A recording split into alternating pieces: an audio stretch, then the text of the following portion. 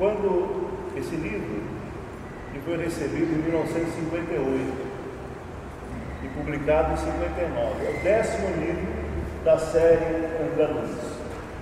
Mas é interessante que antes, quando o Chico começa a perceber esse espírito, ele é apresentado por Emmanuel. E naquela oportunidade, o Chico sofreu um processo. Ele e a Federação Espírita Brasileira. Um processo promovido pela família de Humberto de Campos, pela viúva. Ela queria, porque queria, que o juiz possível reconhecesse que as obras psicografadas pelo Chico se eram, de fato, do marido dela, Humberto de Campos. Se era, ela queria os direitos autorais.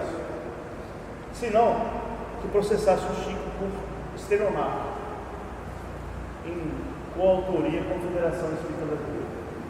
Logicamente, porque a mulher queria que o juiz desse uma sentença que a morte não existe. Realmente, é uma questão, foge da área do direito. Então, quando esse espírito chega até Chico Xavier, ele falou: olha, eu ainda tenho muitos familiares na Terra. Eu gostaria de não dispor a outro processo. Coloca um nome, o seu nome. Aí o Chico falou assim: mas o meu nome, que nome que eu coloco em você? Ele falou: como chama teu nome? Está deitado ao lado na cama. Falou: André Luiz. Então coloca André Luiz. Então, só para a gente ter uma ideia, que esse André Luiz não é o nome verdadeiro desse espírito. Em muitas situações foi procurado identificar esse espírito. E nós sabemos da intimidade de Chico Xavier, informações que me deu foi o seu Romeu Luiz, que era amigo, frequentador lá de Pedro Leopoldo, depois de Uberaba, que certamente esse espírito é o Carlos Chagas. Aí, se você for pesquisar dentro do Carlos Chagas, você vai perceber que ele desencarnou, morreu, por um infarto quase fulminante. E no livro Nosso Lar, no começo, você percebe que ele tem um problema mais na área intestinal, ligado também a eventual inflamação do fígado pelo excesso de bebida alcoólica. Então não dá, não bate. Mas na verdade eu entendo que essa colocação dessa enfermidade foi para desviar eventual suspeito.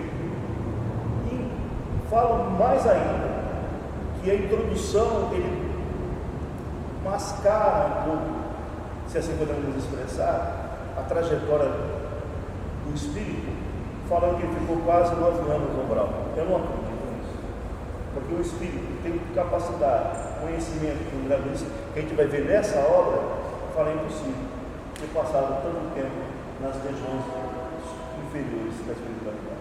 Então fica só para que vocês possam entender quem é esse espírito, né? E Carlos Chagas foi um grande médico, né? Estudioso, que acabou auxiliando a medicina na questão da doença de Chagas, que é o nome dele. Né? Vamos lá? Você não quer falar da sequência dele? Da sequência. Bom, pessoal, boa noite a todos. Quem eu não pude cumprimentar ainda. Nós somos pegos de surpresa hoje pelo Gilvan, por alguns amigos que solicitaram que fosse gravado a aula, porque algumas pessoas vão perder essa aula e então parece que vão disponibilizar no YouTube, não sei aonde, ou no site do centro, as aulas, tá? Tive até que passar batom para isso. E depois você edita essa fita, por favor. Nas brincadeiras também você edite e torne uma pessoa séria. Bom, o que esse livro, como esse livro vai trabalhar? Então, a edição que eu estou usando, né? É essa edição aqui, que eu copiei a capa dele para vocês, A Evolução em Dois Mundos, psicografia de Chico Xavier, e ditado pelo espírito André Luiz. nós... Só para interromper, essa informação dela é parcial. Por quê? Esse livro ele tem uma diferença. O André Luiz aproveitou dois médicos, Chico Xavier e Valdo Vieira. E a gente vai perceber em cada capítulo, quando a psicografia, no final, fala Pedro Leopoldo, é Chico Xavier. Quando falar Uberaba, é Valdo Vieira. Por quê? Nessa época, em 58, 59, quando do recebimento desse livro, o Chico ainda morava em Pedro Leopoldo.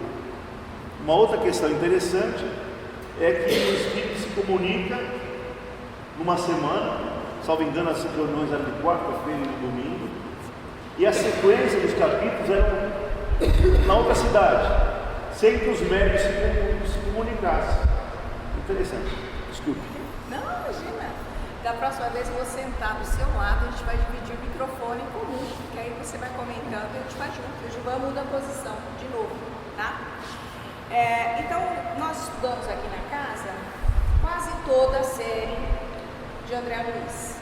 E faltaram 2 livros, Evolução em 2 Mundos e Mecanismos da Mediunidade.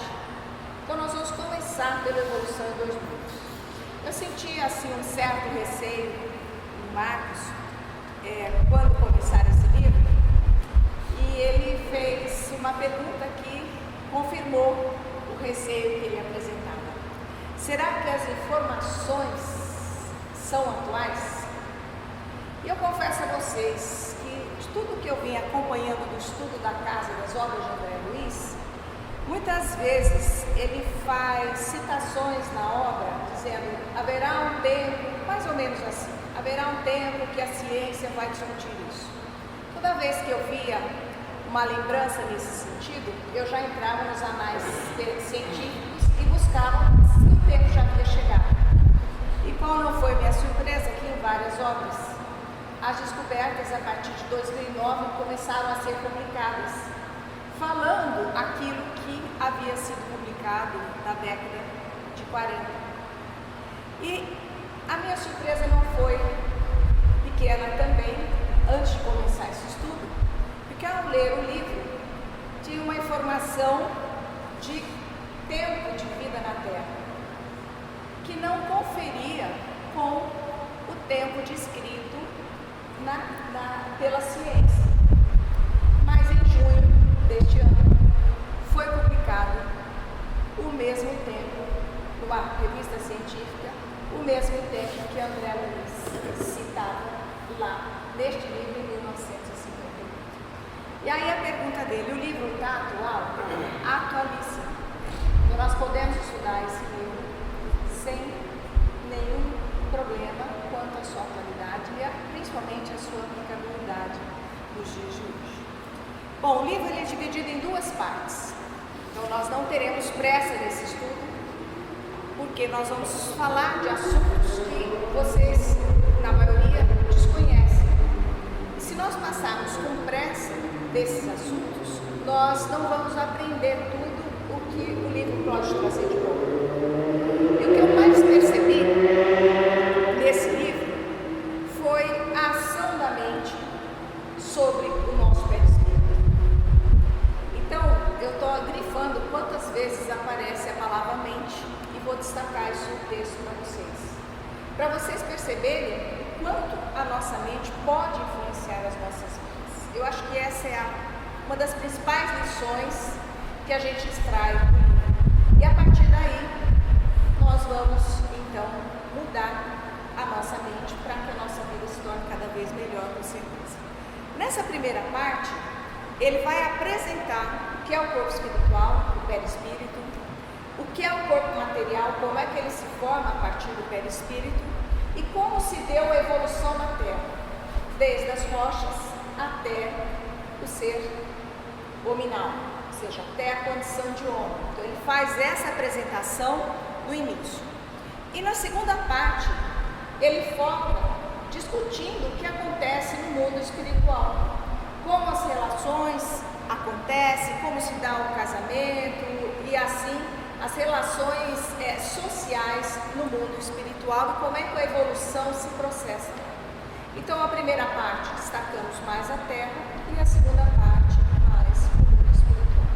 Possamos tirar então lições das duas partes, que a gente evolua enquanto estamos a caminho aqui e ao passarmos para lá possamos fazer uma evolução também, porque nós sabemos que a evolução não para nunca.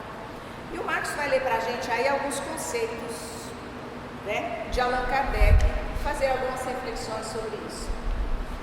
Interessante para gente ver, no início da obra, a preocupação de André Luiz para que o seu ensinamento possa ser dado de forma harmoniosa com a codificação kardeciana.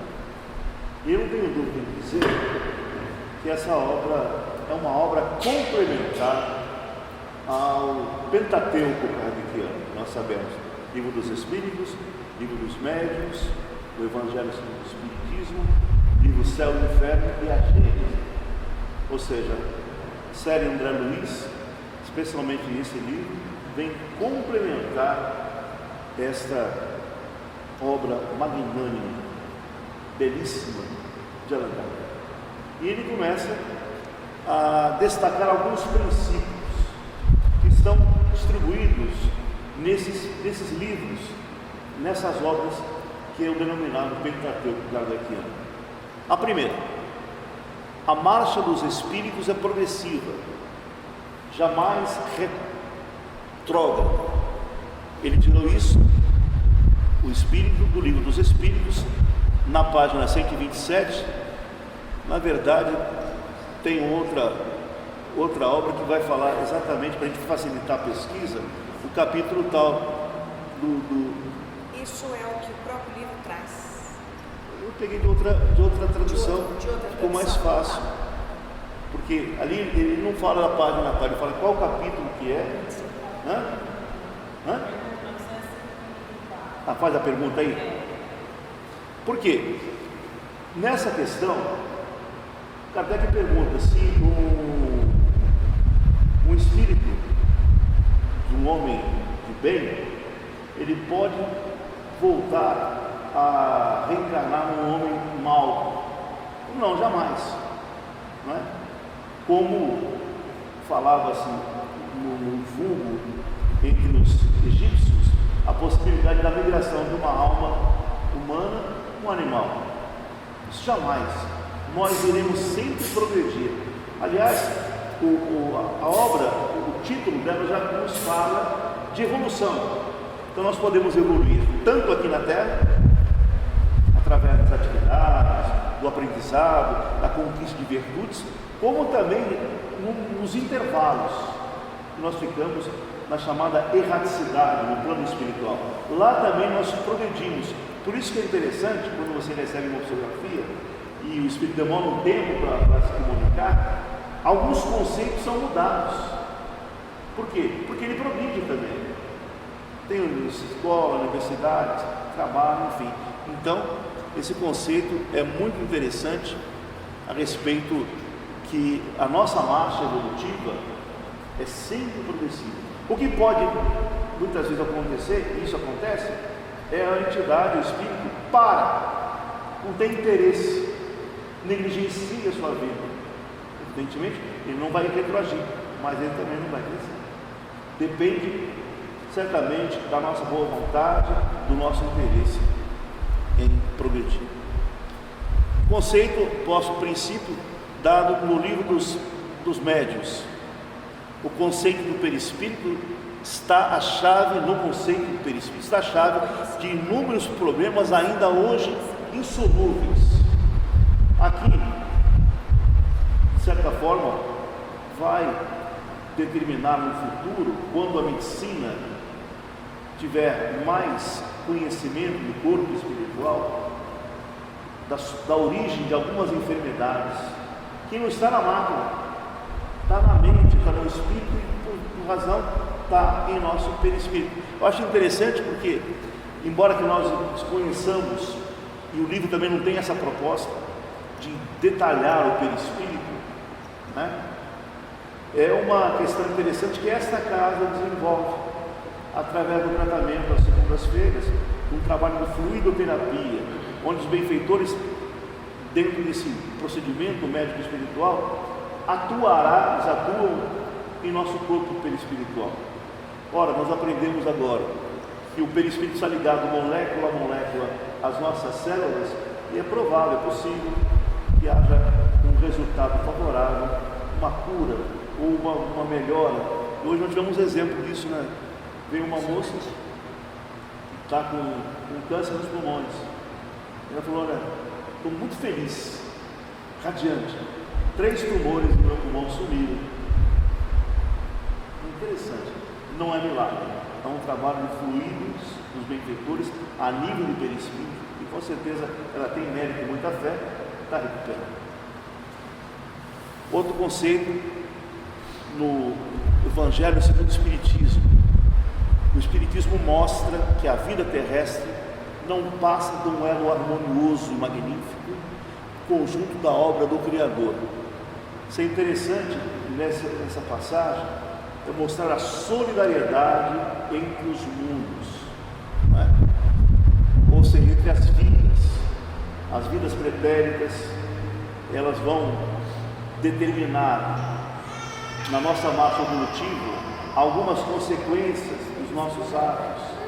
Tudo que nós estamos passando aqui no grupo familiar tem algo a ver com o que nós fizemos em outras vidas. Elas estão interligadas, são solidárias. Isso é importante. Olha lá, o livro Céu e Inferno. Pouca gente lê esse livro aí, viu?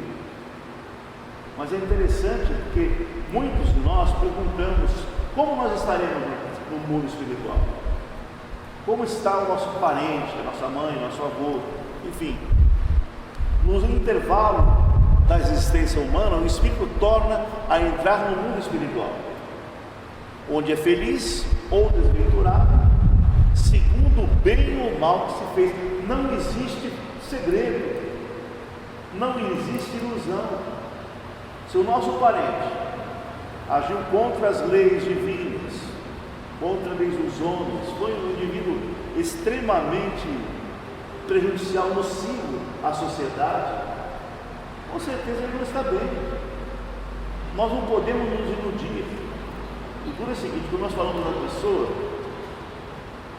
a respeito dos seus familiares, todo mundo tem uma ideia: mas está bem, vamos pedir uma mensagem, uma assistência. Não é bem assim. E nós também desfrutaremos um mundo espiritual melhor ou pior, dependendo da nossa atividade aqui, ou sejamos felizes ou infelizes, desventurados, dependendo da nossa vida, né? A Gênese, isso é interessante também. O Espiritismo e a ciência se completam reciprocamente.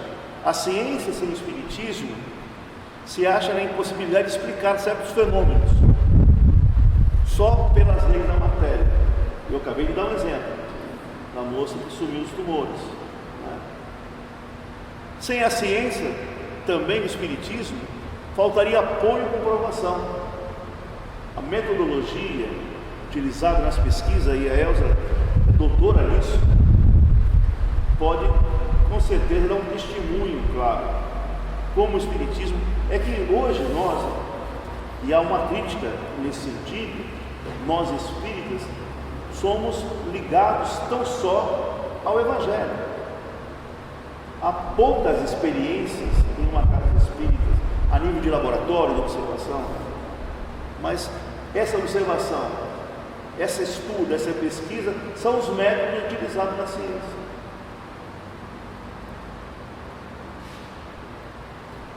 E aí começamos a parte da anotação que Emmanuel faz, né? Escrevendo acerca do corpo espiritual, que Allan Kardec denominou perispírito, não se propõe André Luiz a traçar esse ou aquele estudo mais profundo, fazendo a discriminação dos princípios que o estruturam, com o fim de equacionar debatidos problemas da filosofia e da religião. Desde tempos remotos, a humanidade reconheceu-lhe a existência como organismo sutil ou mediador plástico entre o espírito e o corpo carnal. No Egito, era o Ka para os sacerdotes. Na Grécia, era o Eidono para a evocação dos sibilas. E para Paracelso, designava-o como sendo o corpo sidéreo. E não faz muito tempo, foi nomeado como Somode nas investigações de Baraduc. Quem foram essas situações? Então, no hinduísmo, nós temos livros sagrados, os Vedas, que já faziam referência ao perispírito. Nós temos na Grécia também referências no mesmo sentido, que o perispírito seguia após o desenlace com o corpo físico. Mais adiante, nós temos os persas, uma grande civilização, que hoje nós temos resquício aí em alguns países árabes. Eles chamavam o perispírito de Caleb, ou seja, nas civilizações mais antigas que datam a história da humanidade, já havia uma menção nessa questão de perispírito. Comentários pessoais. Muitas vezes eu vou inserir alguns comentários para explicar, ou comentários meus, ou comentários desse livro, que foi bastante produtivo no sentido de elucidar a terminologia da evolução em dois mundos. Ele está esgotado, tá? Mas eu passarei para vocês nos próprios slides a terminologia que ele utiliza. E quando necessário eu vou explicar essa terminologia também. Tá? Existe disponível para leitura online. Quem eram os sibilas? Eram as sacerdotisas gregas, que eram dotadas de poderes especiais. Eram mulheres que tinham poderes especiais e eram capazes, vamos dizer assim, de conversar com a lei. Então essas mulheres eram chamadas, também já descreviam o perispírito. Quem foi Baraduc? Baraduc, que ele cita, foi o primeiro sujeito na ciência que começou a estudar a aura. A partir daí surgiu a tal da foto da nossa aura, que mostra que, de acordo com os nossos sentimentos, nós temos uma coloração diferente. E recentemente eu tive uma oportunidade de ouvir uma mensagem psicofônica que dizia exatamente isso, que quando os espíritos, os indivíduos desencarnam, eles não entram no plano espiritual com a capacidade de ler pensamentos, mas eles mantêm a sua capacidade visual de enxergar exatamente a aura dos indivíduos. E à medida que nós temos um sentimento de amor, a aura vibra com uma certa cor, e se nós temos um sentimento de raiva, há uma vibração que muda a tonalidade dessa cor, ou até mesmo a cor. Com isso, as entidades têm um fácil acesso, sendo do bem ou do mal, elas têm um fácil acesso por conta da coloração que nós emitimos. Quer dizer, nada fica oculto, inclusive os nossos sentimentos geram essa energia. E Paracelso também atuou nos primórdios da medicina, trazendo grandes contribuições para a medicina. André Luiz, porém, busca nesse livro apenas acordar em nós outros a noção da imortalidade, principalmente destacando aos companheiros encarnados qual forma viva da própria criatura humana, presidindo com a orientação da mente o dinamismo do casulo celular em que o espírito, viajor da eternidade, se demora por algum tempo na face da terra em trabalho evolutivo, quando não seja no duro labor da própria regeneração. Então, o que é o casulo da célula? nós somos formados por milhões de células. E o que ele chama de casulo celular, na realidade, é esse conjunto de células com diferentes funções, com diferentes características que formam o nosso corpo físico. E assim procedeu André Luiz, acima de tudo, para salientar que, atingindo a maioridade moral pelo raciocínio, cabe a nós mesmos aprimorar-lhe as manifestações e enriquecer-lhes os atributos, porque todos os nossos sentimentos, pensamentos, palavras e obras neles se refletem, gerando consequências felizes ou infelizes, pelas quais entramos na intimidade da luz ou da sombra, da alegria ou do sofrimento. Olha a profundidade dessa colocação. Quando ele fala exatamente aqui, que atingindo a maioridade moral pelo raciocínio, ele faz alusão ao nosso processo evolutivo, que começamos lá atrás, passamos pelos diversos estágios, da mesma forma que o planeta foi aprimorando, nós fomos aprimorando até atingir a condição de homem que raciocina.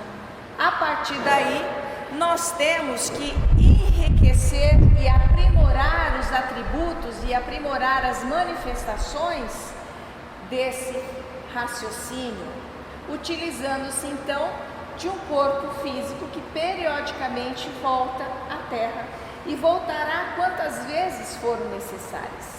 Mas ele faz um alerta, Emmanuel, sabiamente, nessas colocações. Todos os pensamentos, todos os sentimentos, todas as palavras e todas as obras ficam marcadas nesse perispírito. E aí é que nós temos a lei de ação e reação.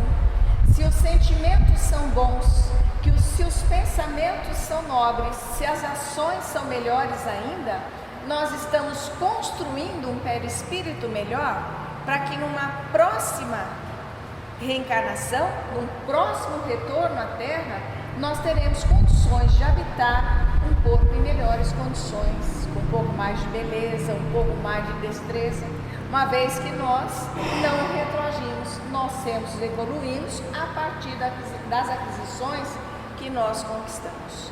Então, essa sabedoria de Emmanuel, nessa primeira colocação, é extremamente profunda e nós precisamos refletir, levar no nosso coração hoje essas colocações que ele nos apresenta. Muito bem. Apreciando-lhe a evolução do perispírito, nosso amigo André Luiz simplesmente esclarece que o homem não está sentenciado ao pó da terra e que da imobilidade do sepulcro se reerguerá para o movimento triunfante, transportando consigo o céu ou o inferno que plasmou em si mesmo. Okay? Alguma dúvida? Aqui é uma mensagem de grande esperança para nós outros, porque, em regra, em face da nossa formação filosófica, tradicional, oriental, muitos poucos têm essa possibilidade, nós pensamos que a morte é nada. Aqui é uma notícia alvissareira, alegre, feliz, que a vida espiritual é um regresso, a vida plena, a vida espiritual, a vida primária. Lá nós seremos felizes ou infelizes, dependendo da nossa ação. Em suma, espera tão somente esclarecer que o espírito responsável, renascendo no arcabouço das células físicas, é mergulhado na carne, qual a imagem da câmara escura, em fotografia, recolhendo por seus atos, nessa posição negativa, todos os característicos que lhe expressarão a figura exata, no banho de reações químicas efetuado pela morte, de que extrai a soma de experiências para sua apresentação positiva na realidade maior. O apóstolo Paulo, no versículo 14 do capítulo 44. O apóstolo Paulo, no versículo 44 do capítulo 15 de sua primeira epístola aos Coríntios, asseverou convincente: semeia-se no corpo animal, ressuscitará corpo espiritual.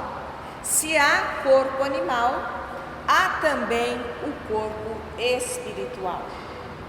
Nessa preciosa síntese, encontramos no verbo semear a ideia da evolução filogenética do ser, e dentro dela o corpo físico e o corpo espiritual como veículos da mente em sua peregrinação ascensional para Deus.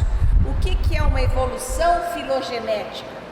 É a evolução desde a primeira célula viva que apareceu na Terra até o estágio que nós encontramos hoje. Isso é o nosso processo evolutivo. E nós temos toda uma cadeia evolutiva que mostra por onde seguimos até atingirmos o reino animal, hominal, né? E para semelhante verdade que André Luiz nos convida a atenção, a fim de que por nossa conduta reta de hoje possamos encontrar a felicidade pura e sublime, ao sol de amanhã. Emmanuel, 21 de julho, em Pedro Leopoldo, 1958. Essa foi a apresentação que ele fez, então, do livro, e também uma apresentação de qual era a proposta do André Luiz para essa obra. Só para explicar, então, para confirmar, essa fotografia, esse ditado, foi escrito por Chico Xavier. Por que eu falo isso? Pedro.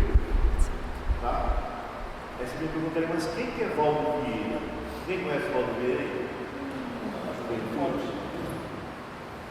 Juventude não conhece. Valdo Vieira foi um médico extraordinário que trabalhou em conjunto com o Chico Xavier. Quando o Chico teve uns problemas no período do corpo e mudou para o operário, a pedido da mãe de Valdo Vieira, que é médico, era médico à época, ele foi trabalhar e auxiliar o Chico Xavier. Bom, e aí vamos ao nota ao leitor. Agora André Luiz vai se manifestar a todos nós. Por Valdo Vieira. Ajustados a supremo conforto no oceano das facilidades materiais, não se forram as criaturas humanas contra os pesares da solidão e da angústia.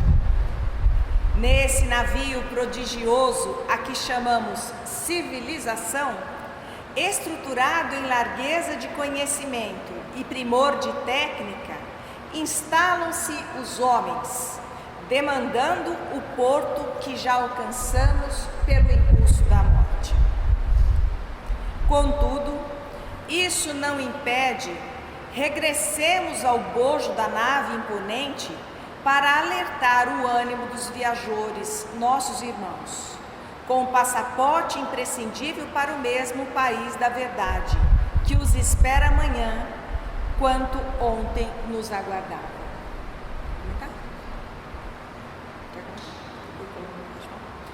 Na realidade, ele está fazendo alusão ao seguinte, que ele está voltando para falar àqueles que não fizeram a grande transição ainda, sobre o que realmente acontece lá.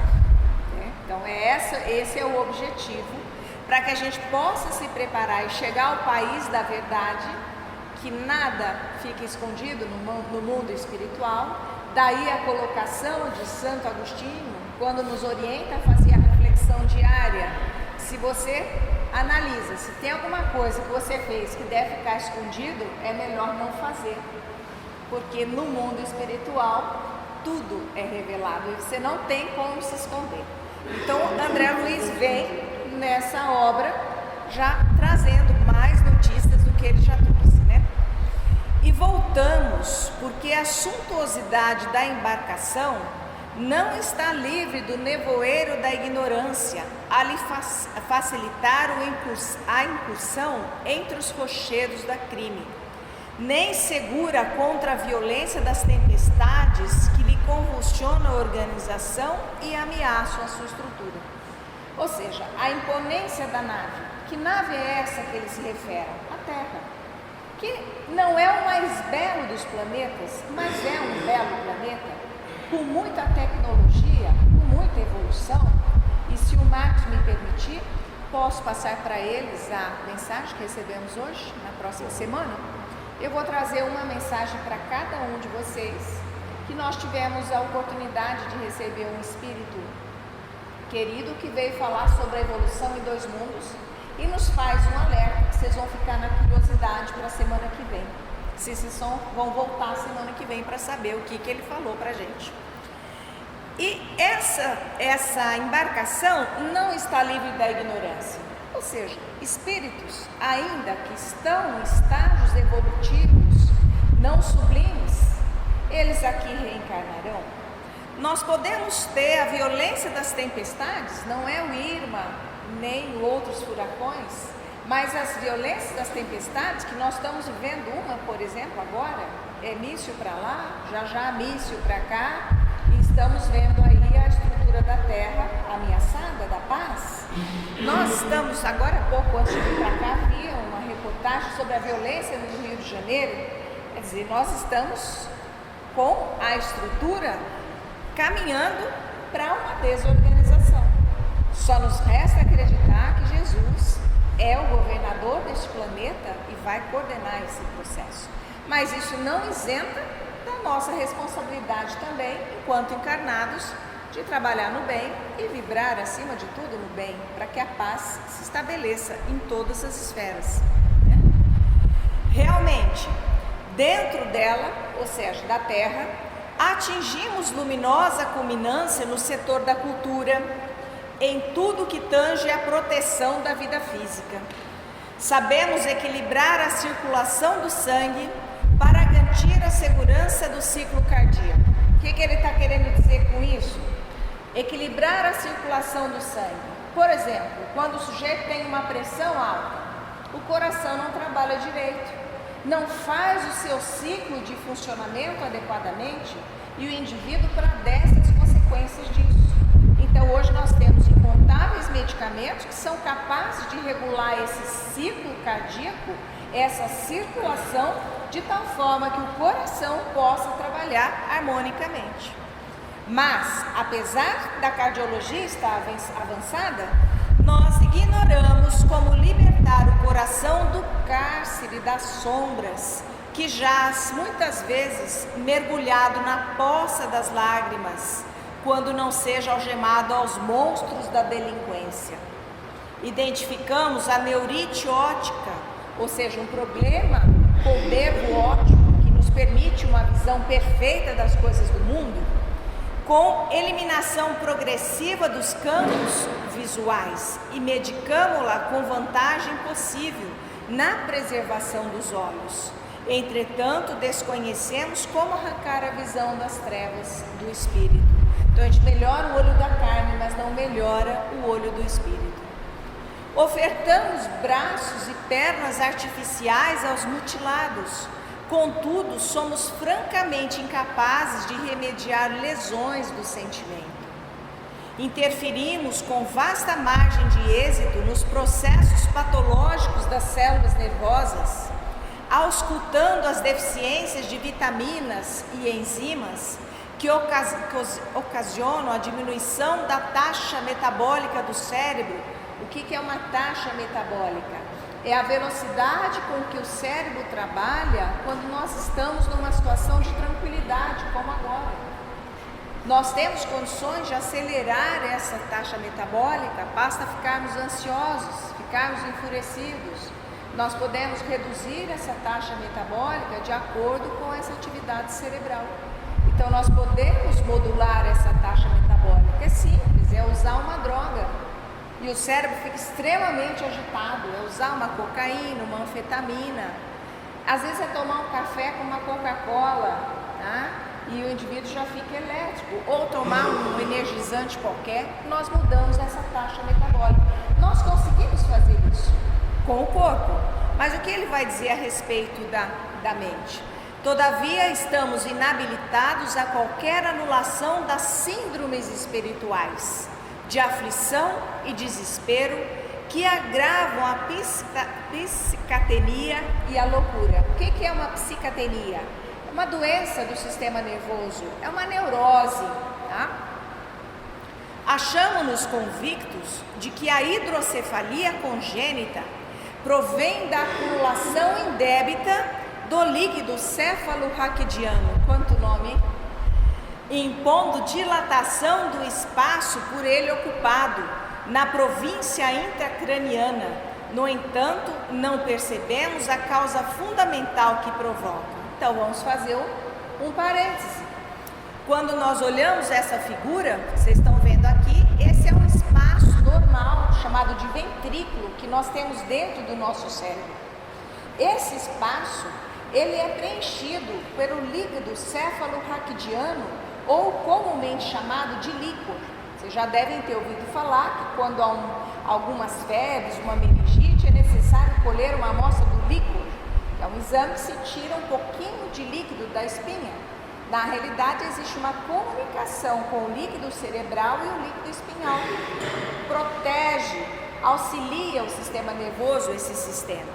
Algumas crianças têm uma dilatação dessa área ventricular e a quantidade de líquido produzida é muito grande, de tal forma que o cérebro da criança, isso não é um boneco, é uma criança com uma hidrocefalia congênita, ele cresce muito, muitas vezes colocando o globo ocular para fora.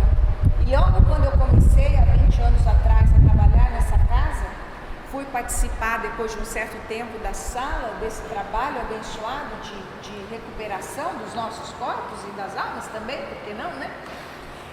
Uma mãe vinha trazendo uma criança com hidrocefalia, que já estava ficando cega, porque o globo ocular foi empurrado para fora, e a criança já não enxergava quase nada devido a uma distensão do nervo óptico, que prejudica a sua função, levando à cegueira.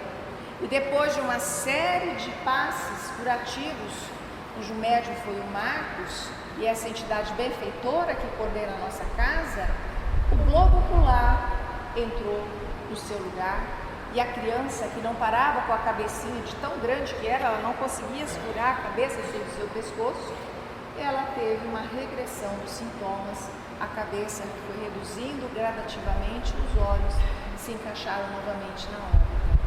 Então nós temos hoje tratamentos para isso, também materiais, implantação de válvulas que retiram o líquido, mas qual é a causa deste problema? É isso que nós desconhecemos, nós sabemos tratar, mas não desconhecemos em termos de ciência o que faz com que uma criança nasça com essa condição.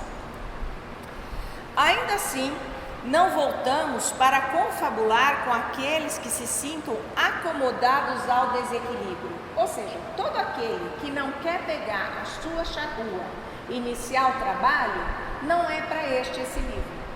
Porque esse livro é para aquele que quer realmente fazer a sua transformação. E mais à frente ele fala um pouco mais enfático desse jeito, dessa situação. Retornamos à convivência dos que contemplam o horizonte entre a fadiga e a inquietação, perguntando em pranto sobre o fim da viagem.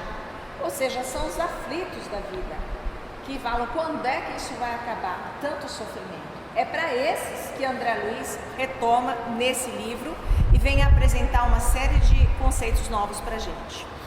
De espírito voltado para eles, ou os torturados do coração e da inteligência, aspiramos a escrever um livro simples sobre a evolução da alma nos dois planos, interligados no berço e no túmulo, nos quais se nos entretece a senda para Deus. Notas em que o despretensioso médico desencarnado que somos, tomando para alicerce de suas observações o material básico já conquistado pela própria ciência terrestre, material por vezes colhido em obras de respeitáveis estudiosos, pudesse algo dizer do corpo espiritual, cujas células sutis a nossa própria vontade situa as causas do nosso destino sobre a terra. Começou a nossa mente, na forma da palavra vontade. É a nossa vontade que vai construir o nosso perispírito. Então, ele começa a dar noções que o nosso perispírito tem células sutis que são moduladas pela nossa vontade. Portanto, não podemos deixar que a nossa vontade se enfraqueça e nem que a dúvida passe na nossa cabeça, porque quando vier o pensamento da dúvida, você já desestrutura todo um processo. Nós precisamos ser perseverantes em nossos pensamentos positivos, né? Páginas em que conseguimos aliar o conceito rígido da ciência, compreensivelmente armada contra todas as afirmações que não possa esbozar pela experimentação fria, e a mensagem consoladora do Evangelho de Jesus Cristo, de que o Espiritismo contemporâneo se faz o mais alto representante na atualidade do mundo. Um pequeno conjunto de definições sintéticas sobre nossa própria alma imortal à face do universo. Mais um pouquinho? Vamos terminar? 10 minutos, dá para terminar? Todavia, para tal empreendimento, careceríamos de instrumentação mais ampla, motivo pelo qual nos utilizamos de 2 médiuns diferentes. Em lugares distintos, 2 corações amigos que se prontificaram a receber-nos os textos humildes, dos quais se compõe a nossa apagada oferta. Foi assim, meu amigo, que este livro nasceu por missiva de irmão aos irmãos que lutam e choram. Se não sentes o frio da noite sobre o revolto mar das provações humanas, entorpecido na ilusão que te faz escarnecer da própria verdade, nossa lembrança em tuas mãos traz errado endereço. Mas se guardas contigo o estigma do sofrimento, indagando pela solução dos velhos problemas do ser e da dor, se percebes a nuvem que prenuncia a tormenta e o vórtice traiçoeiro das ondas em que navegas, vem conosco. Estudemos a rota de nossa multimilenária romagem no tempo, para sentirmos o calor da flama de nosso próprio espírito a palpitar imorredouro na eternidade, e acendendo o lume da esperança, perceberemos juntos, em exaltação de alegria, que Deus, o Pai de infinita bondade, nos traçou a divina destinação para além das estrelas. Certo? Um outro conceito que ele deixa aqui, dizendo para a gente a nossa rota multimilenária de romagem no tempo, já anunciando que nós estamos há milênios nesse processo evolutivo e continuaremos ainda um bom tempo, certo? Isso? 1958. Isso a gente vai comprovando agora, conforme que os artigos forem saindo, eu vou encaixando nas obras, tá? E mostrando para vocês que é atualíssimo este trabalho aqui. Então a gente percebe claramente que o livro nos oferece é um roteiro de crescimento, é um roteiro de entendimento, é um roteiro de felicidade. Mas para que a gente possa chegar ao desenvolvimento, à evolução, precisamos agir, estudar e aprender, refletir, entender que muitas vezes nós estamos num contexto de vida existencial com pessoas que não estão no mesmo nível evolutivo conosco, mas por alguma razão estão conosco. Isso que é importante compreender a afabilidade, a doçura, a parábola dos talentos de Jesus. um tem o seu talento. Alguns pegam o talento recebido por Deus e multiplicam os talentos, e o outro egoisticamente enterra e devolve a obediência.